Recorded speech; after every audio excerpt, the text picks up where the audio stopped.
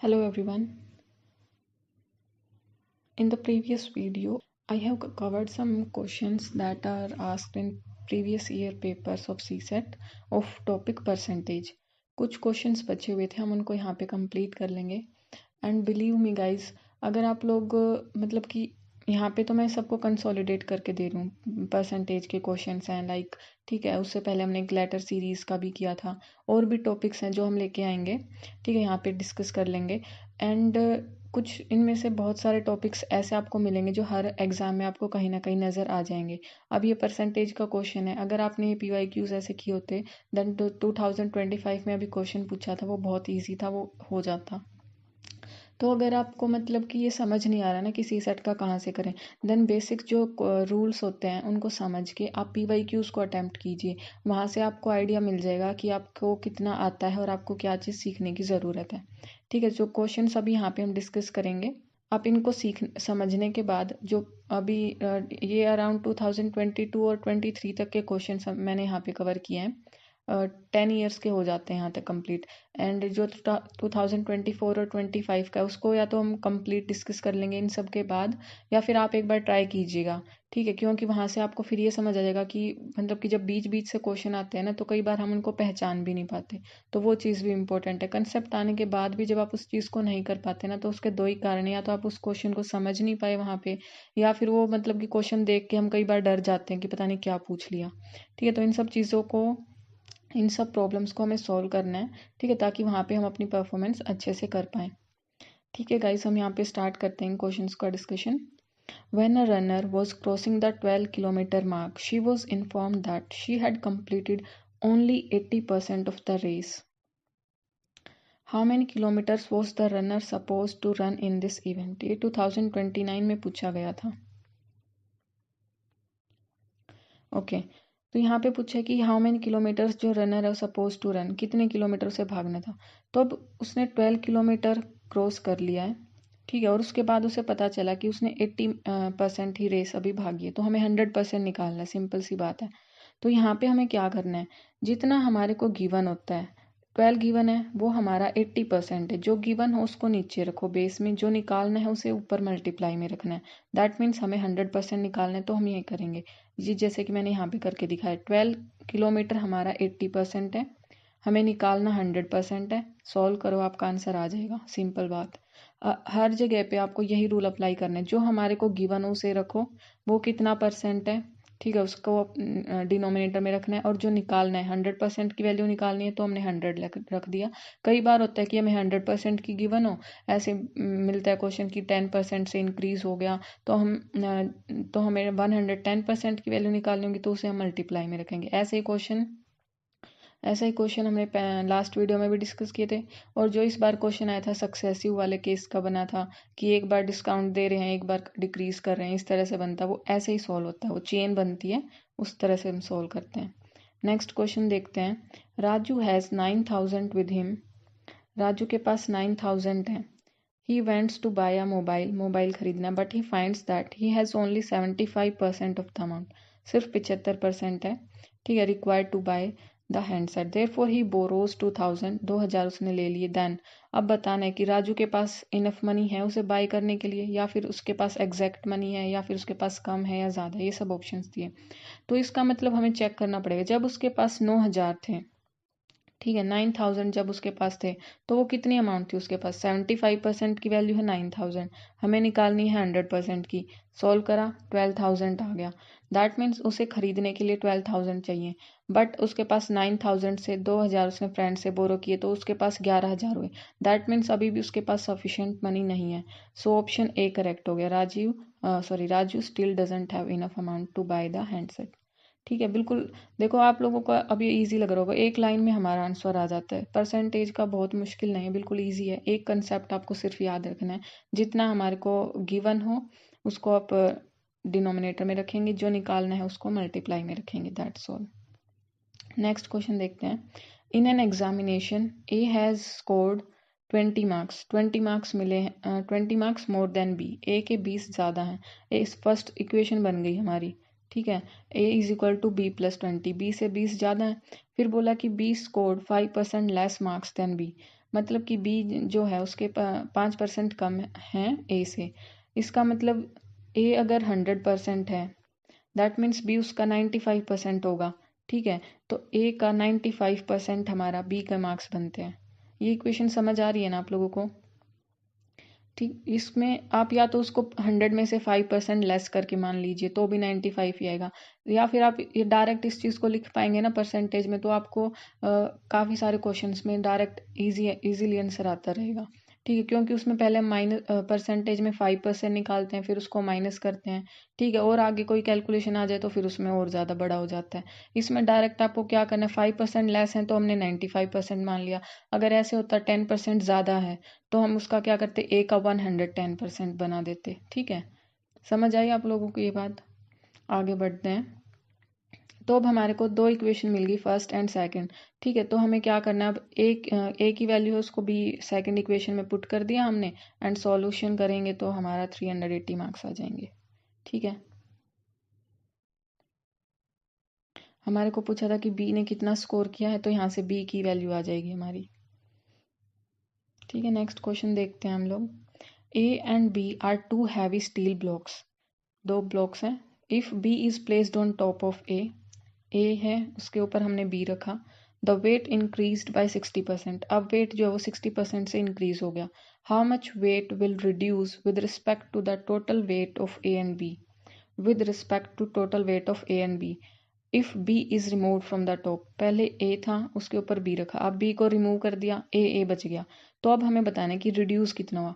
दो इसमें मेन चीज का हम सोचते हैं कि मतलब कि पहले ए का जितना था, बी का जितना इंक्रीज हुआ उतना ही डिक्रीज हुआ, बट ऐसा नहीं है। अब इसमें देखो क्या बोला कि with respect to total weight of A and B, it means अब जो टोटल वेट है ए और बी का उसके रिस्पेक्ट में हमें निकालना है। ठीक है, ये चीज़ डिफरेंस है यहाँ पे। हम लोग क्या करते हैं कि सिर्फ बी का माइनस कर दिया वापस, पहले बी का प्लस हुआ था फिर बी का माइनस कर दिया, ऐसे नहीं होगा। देखो 60% बोला कि 60% से इंक्रीज हुआ है। ठीक है, जब अगर हम इस इक्वेशन को लगाए ना कि बी का 60% इंक्रीज हुआ है तो 60% ही डिक्रीज हो जाएगा, तो हम ए मार्क कर देंगे इसमें और वो गलत आंसर बनेगा। हमें पूछा है with respect to total weight of A and B, because अब टोटल वेट उसका ए प्लस बी का मिलके बन गया है। ठीक है, तो बेस हमारा ए एंड बी का मिला के वेट। ओके, तो 60% को इसको सॉल्व करेंगे आप तो 3/5 बन जाएगा। 5 हमारा बेस रहता है, जैसे कि अगर आप उसका भी वे वाले क्वेश्चंस होते हैं हमारे प्रॉफिट लॉस वाले, सीपी वाले। ठीक है, सीपीएसपी प्रॉफिट लॉस, उसमें भी हम ऐसे ही सॉल्व करते हैं। तो इसको हमने रेशो में ले लिया, 3/5 निकला हमारा। ठीक है, तो 5 हमारा बेस है, और जो ऊपर आता है हमारा, या तो अगर इंक्रीज हो रहा है तो इंक्रीज है मतलब वो, और अगर डिक्रीज हो रहा है तो मतलब डिक्रीज वाली वैल्यू है। ठीक है, इसी तरह से जैसे प्रॉफिट और लॉस में अगर प्रॉफिट हो रहा है तो मतलब कि वो ऊपर जो वैल्यू आएगी वो प्रॉफिट होगी, अगर वो लॉस है तो वो लॉस में देखेंगे हम उसको। ठीक है, दैट मीन्स 3 का हमारा डिफरेंस बना, 3 से इंक्रीज हुआ। ठीक है, बेस में हमारा अब क्या बनेगा 3 से इंक्रीज हुआ, दैट मीन्स बी का 3 हुआ, बी का वेट 3 बना। एंड 5 हमारा पहले से ए का था, तो 5 + 3 टोटल 8 में बनेगा हमारा, क्योंकि हमारे को पूछा है ए प्लस बी का बोथ। ठीक है, और ये 60% बोला था हमें जो इंक्रीज हुआ है, राइट। तो हमने लिखा 3 से, जो क्योंकि हमारा 3 से इंक्रीज हुआ था, एंड टोटल हमारा बेस में हम लिखेंगे total weight of A and B, that means 3 + 5 8। ठीक है, परसेंटेज का हमने 100 लगाया और सॉल्व करके हमारा 37.5% बना। ठीक है, इस इक्वेशन को हमने इस चीज़ को सॉल्व करना सीख लिया ना हमने, तो परसेंटेज के भी, प्रॉफिट लॉस के भी, एंड रेशो वाले क्वेश्चन, बहुत सारे क्वेश्चन इसी से सॉल्व हो जाते हैं हमारे। ओके, नेक्स्ट क्वेश्चन देखो। In adult population of a city 40% man and 30% women are married. ठीक है, देखो 40% मैन मैरिड है, जितने भी मैन है उसका 40%, और जितनी वुमेन है उसका 30% वुमेन मैरिड है।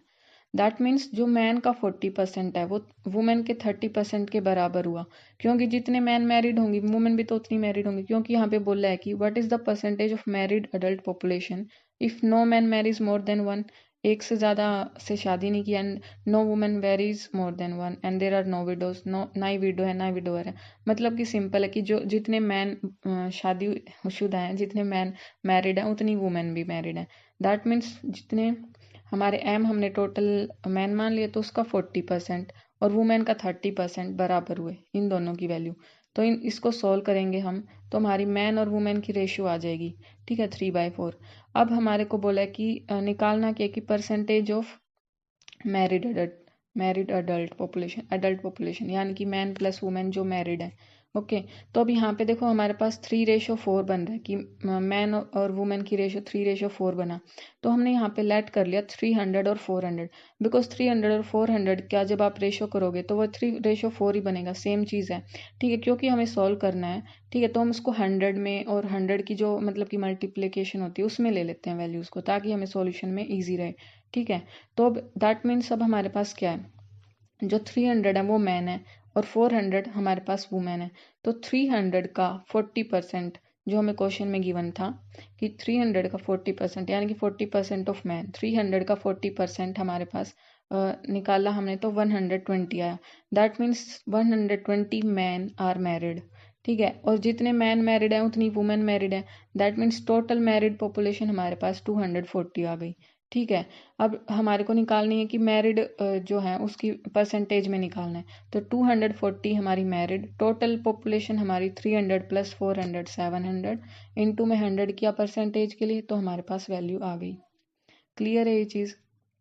जो चीज़ आपको गिवन है उसको पुट करते जाओ और इक्वेशन बना के सॉल्व करते जाओ, ठीक है। अगर डायरेक्ट सिर्फ माइंड में ये करोगे कि इसको कैसे करना है कैसे करना है, जब तक पेन नहीं उठाओगे ना सॉल्यूशन नहीं मिलेगा, ठीक है। तो अगर आपको क्वेश्चन आ रहा है नहीं आ रहा तो भी उस चीज़ को लिखो जो क्वेश्चन में गिवन हो। एक बार पेन से स्टार्ट करोगे ना कहीं जाके कुछ ना कुछ आंसर निकल आएगा, ठीक है। और जब ऐसे प्रैक्टिस करोगे ना तो धीरे धीरे आपको समझ आने लग जाएगी चीज़ें। Next question is, as a result of 25% hike in price of rice, person is able to purchase 6 kg less rice for rupees 1200. What is the original price? Original price पूछा है हमें, बोला कि 25% प्राइस में हाइक हुआ है, ठीक है, और उसकी वजह से 6 kg लेस राइस खरीद रहा है, क्योंकि हमें एक्सपेंडिचर सेम रखा उसने, दैट इज 1200, ठीक है। तो 25% दैट मीन्स 1/4, इसको काटोगे तो 1/4 आ जाएगा, ठीक है। इसको देखो, इसको सॉल्व करने के हमारे पास दो तरीके हैं, ठीक है। फर्स्ट इज हमने यहाँ पे किया मतलब कि प्राइस का हाइक था 25%, यानी कि 4 से 1 बढ़ गया, दैट मीन्स 4 से 5 हो गया। मैंने बोला था ना जो ऊपर आएगा वो या तो बढ़ेगा या घटेगा, ठीक है। तो पहले बेस में हमारे पास 4 था, अब 5 हो गया प्राइस, ओके। हमारे पास एक्सपेंडिचर सेम रहेगा, दैट इज 1200 गिवन है। अब जब हमारा प्राइस और कंजप्शन मल्टीप्लाई होता है तब हमारा एक्सपेंडिचर निकलता है, सही बात है। तो 4 को आप 1200 से डिवाइड करोगे तो 300 आ जाएगा, एंड 5 को 1200 से करोगे तो 240 वैल्यू आ जाएगी। तो ये हमारी कंजप्शन की आई। अब हमारे को यहाँ पे देखो कितने का गैप आया, 60 का, और वो 60 हमारे पास उसकी वैल्यू क्या गिवन है, 60 यूनिट की वैल्यू हमारे पास 6 kg है, बिकॉज क्वेश्चन में बोल रहा है कि जो 6 kg से कम खरीद रहा है वो, ठीक है। तो 60 यूनिट की वैल्यू हमारे पास 6 kg आई। तो हमारे को 300 की निकाल लो या फिर 240 की निकाल लो, क्योंकि हमें ओरिजिनल प्राइस की निकालनी है, दैट्स वाई हमने ऊपर वाली वैल्यू को ले लिया। तो 300 यूनिट की वैल्यू क्या बनी हमारे पास, 6/60 इंटू 300 करेंगे, दैट इज 30 kg आ गया। अब यहाँ पे आप 1200 एक्सपेंडिचर है, 30 kg हमारे पास कंजप्शन है, तो प्राइस निकल जाएगा, ठीक है। 30 को हम 1200 से डिवाइड कर देंगे, दैट इज़ 40 kg आ गया हमारे पास, ठीक है। कंजप्शन का और ये एक्सपेंडिचर वाले सारे क्वेश्चन ऐसे ही सोल्व होते हैं। एक इसका दूसरा मेथड मैं आपको बताती हूँ, एक और देखो, यहाँ पे हमने ये रेशियो निकाला 1/4 आया। अगर हमारे पास देखो 4/5 सेम चीज़ है, क्योंकि एक यूनिट से बड़ा है तो 4 से 5 हो गया। जो कंजप्शन होता है और जो प्राइस है वो हमारे इन्वर्सली प्रोपोर्शन होंगे, इन्वर्स में होंगे, ठीक है। तो हमने पहले अगर प्राइस 4 था तो कंजप्शन ज़्यादा होगी, ठीक है, प्राइस कम है तो कंजप्शन ज़्यादा रहेगी, क्योंकि एक्सपेंडिचर हमारा सेम है। तो 4, इस चीज़ को आप उल्टा लिख दीजिए बस, 4 क्योंकि 4 पे 5 रहेगी, और 5 पे क्योंकि कंजप्शन कम हो जाएगी, प्राइस बढ़ गया तो 4 हो गई। अब इसको आप यहाँ पे देखो कंजप्शन कितने से घटी, 1 यूनिट से, तो 1 यूनिट रिप्रेजेंट कर रहा है 6 kg को, तो 5 यूनिट कितने को रिप्रेजेंट करेगा, 30 kg को, एंड वही फिर 30 को 1200 से डिवाइड करोगे तो प्राइस आ जाएगा, original price, that is 40 rupees. Clear है? इन दोनों में से कोई सा भी मेथड आप यूज़ कर सकते हैं। नेक्स्ट क्वेश्चन देखते हैं। P scored, okay, P scored 40 marks more than Q, that means P का जो स्कोर है वो Q + 40 होगा in an examination. If Q scored 10% less marks than P। Q जो है वो 10% कम मार्क्स स्कोर करता है P से। तो 10% किया 1/10, 10 हमारा अगर P का है तो 1 कम, क्योंकि ऊपर वाला मैंने पहले भी बताया कि ऊपर वाला है तो इंक्रीज वाली चीज़ शो करता है या फिर डिक्रीज हो रही है चीज़, कम ज़्यादा वाली चीज़ें जो भी होती है चेंज को शो करता है ऊपर वाला। ठीक है, तो 1 जो है वो लेस को शो कर रहा है। That means okay, P score 40 marks more than Q। तो अब जो 40 मार्क्स मोर देन Q मतलब कि जितने P ने ज़्यादा किए उतने ही तो Q ने कम किए हैं। इट मीन्स जो 1 यूनिट है वो किसको शो कर रहा है, 40 मार्क्स को शो कर रहा है यहाँ पे। ठीक, और हमें Q का स्कोर निकालना है। तो अगर 1 यूनिट हमारी 40 मार्क्स को शो कर रहा है और तो हमारा जो Q है उसके मार्क्स कितने बनेंगे, 9 बनेंगे, क्योंकि P के 10 है, 1 से कम है, तो Q के कितने बने, 10 - 1 दैट इज़ 9। तो 9 की वैल्यू निकालेंगे 360 आ जाएगी। तो हमारा ऑप्शन ए करेक्ट है। ओके, सारे क्वेश्चंस में कंसेप्ट सेम ही है, एक चीज़ है बस क्वेश्चन की लैंग्वेज को समझने की ज़रूरत है। ठीक है, और इक्वेशन में उस चीज़ को पुट करने की नीड है। बाकी फिर क्वेश्चन आपको सिर्फ 1 या 2 लाइन में सोल्व हो जाता है।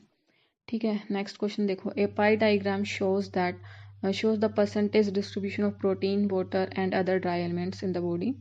गिवन द प्रोटीन्स जो है वो 16% है, वाटर 70% है। If both protein and dry elements corresponds to P%, यानी कि P प्लस में D, मतलब कि proteins plus dry elements represent P%। What is the central angle, angle की वैल्यू पूछी of sector representing P on the, जो P represent कर रहा है जितने डिग्री का एंगल वो शो करना है, मतलब कि वो निकालना है। ठीक है, तो हमारे पास क्या गिवन था, P की वैल्यू प्रोटीन 60% है, ठीक है, वाटर 70% है टोटल, क्योंकि हमारा 100% होता है तो ड्राई एलिमेंट्स कितने होंगे 14%। 100 में से इन दोनों का सम सब्ट्रैक्ट करेंगे 14% आ जाएगा। ठीक है, और हमारे पास गिवन था कि जो प्रोटीन्स हैं और ड्राई एलिमेंट्स हैं वो P% है। That means proteins plus dry elements is equal to, ये स्मॉल p से रिप्रेजेंट कर दिया मैंने यहाँ पे, तो 14 + 16 हमने किया, यहाँ पे 30% वैल्यू आ गई P की। अब P को सिर्फ हमें डिग्री में कन्वर्ट करना था। ठीक है, तो 30% का नीचे 100 लगाया, डिग्री में क्योंकि कन्वर्ट करना है 360 डिग्री टोटल होता है, दैट मीन्स 360 से मल्टीप्लाई करेंगे। ठीक है, तो 108 डिग्री हमारे पास आ गया। अगर हमारे पास डिग्री में गिवन होता है तो डिग्री अपॉन 360 करते हैं, मल्टीप्लाई में परसेंटेज में कन्वर्ट करना है, दैट्स इसीलिए इनटू में 100% कर देते हैं। ठीक है, नेक्स्ट क्वेश्चन, ये 2021 का, ये सभी PYQs मतलब कि PYQs को ही डिस्कस कर रहे हैं हम, पहले आ चुके हैं ये क्वेश्चंस। ठीक है, और इन्हीं से रिलेटेड होके क्वेश्चन आता है, कोई मतलब कि चेंज आपको बहुत ज़्यादा नहीं मिलता, बस वो एक स्टेटमेंट कभी स्टेटमेंट की फॉर्म में आ जाएगा। ठीक है, बस वो हमारे को, क्योंकि हमने उस तरह का क्वेश्चन पहले देखा नहीं होता ना, इसीलिए वो हमें डराने लग जाता है वो क्वेश्चन वहाँ पे, और ऊपर से टाइम की हमारे पास कमी रहती है। ठीक है, इन चीज़ों को मतलब कि अपने अंदर इस तरह से कर लो, इतनी इजी बना लो इन चीज़ों को कि वहाँ पे आपको कोई परेशानी ना हो इनको सॉल्व करने में। Okay, next question is, if the price of an article is decreased by 20%, then the new price increased by 25%, then what is the net change. मतलब कि नेट चेंज क्या होगा उसमें, पहले उसको डिक्रीज किया 20% से, फिर उसको इंक्रीज किया 25। न्यू प्राइस मीन्स जो 20% डिक्रीज करने के बाद प्राइस बना उसको फिर से इंक्रीज करा 25% से। नेट चेंज बताना है कितना बना हमारे पास। ठीक है, देखो टोटल हम 100% लेके चलते हैं। मान लीजिए पहले 100 था प्राइस, ठीक है, फिर उसका 20% डिक्रीज हुआ, दैट मीन्स 80% वैल्यू बन गई उसकी। ठीक है, फिर अब ये चीज़ 80% इसकी, ये नया प्राइस आ गया हमारे पास। अब इस वैल्यू का, ये जो हमारे पास आई है, इसका 25% से इसको बढ़ा दिया, दैट मीन्स अब ये बन गया 125%। तो 100 का 80% करने के बाद अगर आप इसमें इसको खुद सोल्व करोगे तो कैसे करोगे, पहले 100 लेट करोगे, ठीक है, उसका 20% दैट मीन्स 20, उसको माइनस करोगे तो 80 वैल्यू बनी। अब इस 80 का 25% इंक्रीज करोगे, ठीक है, फिर उसको ऐड करोगे। इसके बजाय आप क्या कर सकते हो कि 100 हमने लेट किया, उसका 80% वैल्यू बन गई, अब फिर उसकी 125 बन गई क्योंकि 25% से बढ़ा दिया। इसको सॉल्व करोगे आप तो 100% ही आएगा, दैट मीन्स नेट चेंज कुछ हुआ नहीं, 100 का 100% रहा तो 0% वैल्यू आई। इसको आप रेशो में करना चाहो तो रेशो से भी कर सकते हो कि 20% को करोगे तो 1/5 बनेगा, दैट मीन्स उसको क्योंकि डिक्रीज हुआ है तो 4/5 बन गया। फिर 25% 1/4 होता है, दैट मीन्स 1 से बढ़ जाएगा तो 5/4 हो जाएगा। इसको सॉल्व करोगे तो भी 100% आएगा।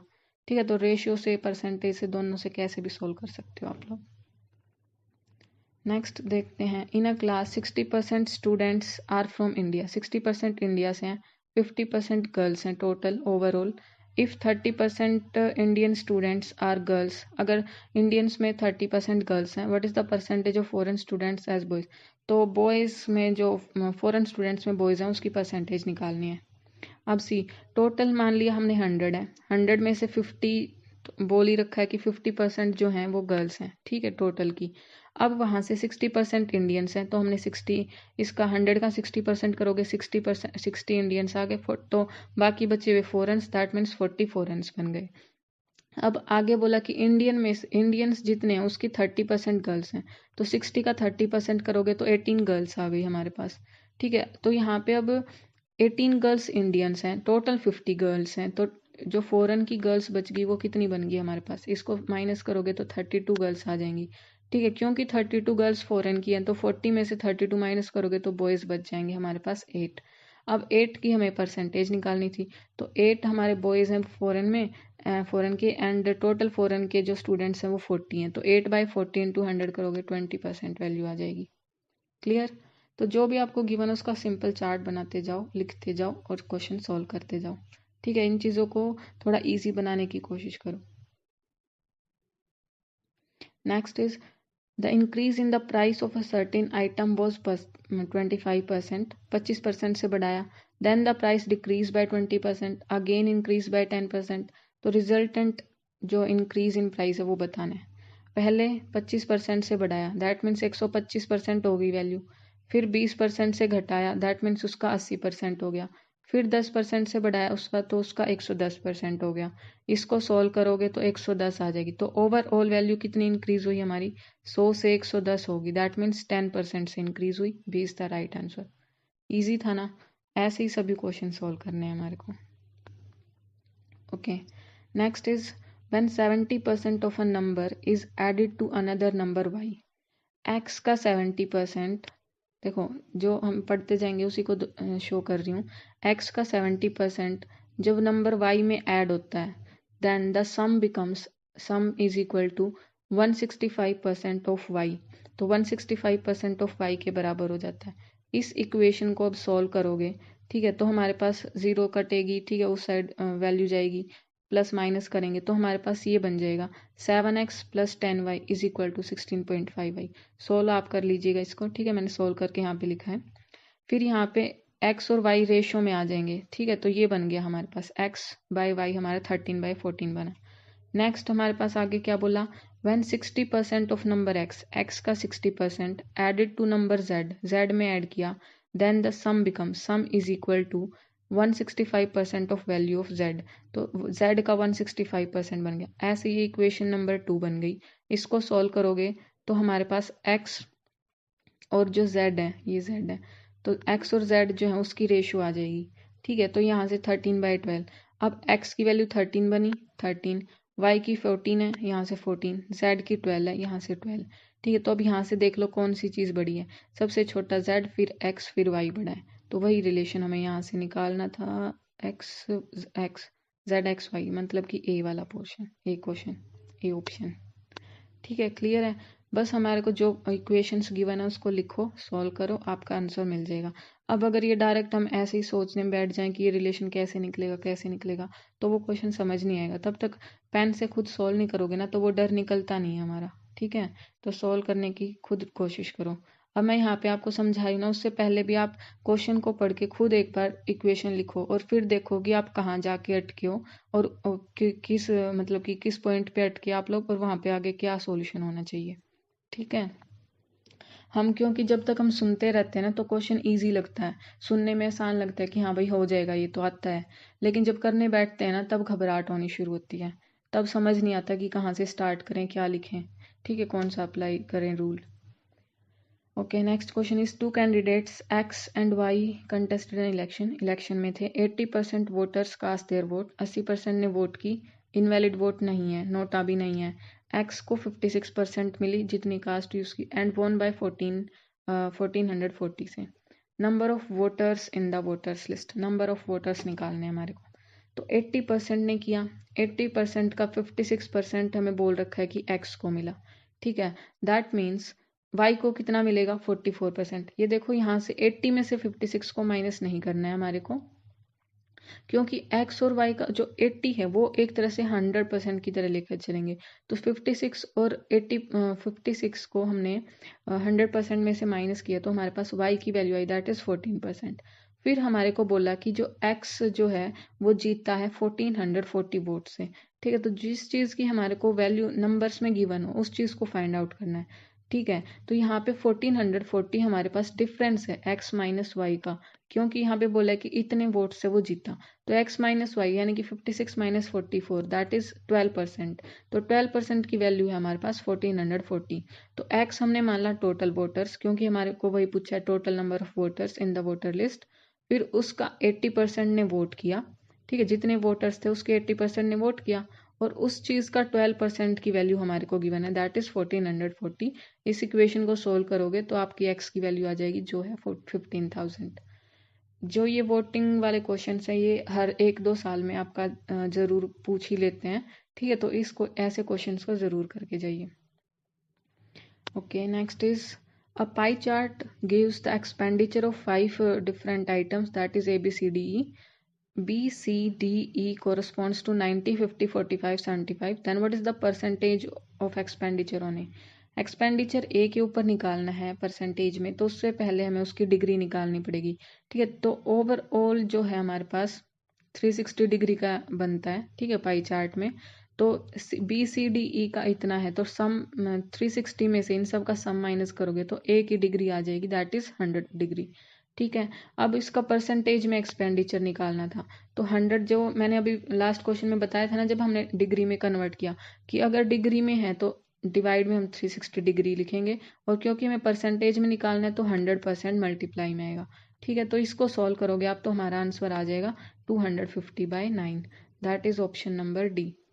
ठीक है, क्लियर, ये सभी हमने कर लिए 2022 तक के, हमने सभी परसेंटेज के लास्ट अराउंड 10 ईयर्स तक के हमने कर लिए हैं। इन सब से आपका कंसेप्ट भी क्लियर और स्ट्रॉन्ग हुआ होगा। अब जो क्वेश्चंस आगे पूछे गए हैं ना 23, 4, 5 में, उनको जाके चेक करो कि वो क्वेश्चन आप सोल्व कर पाए थे या नहीं, और अब कर पा रहे हो या नहीं।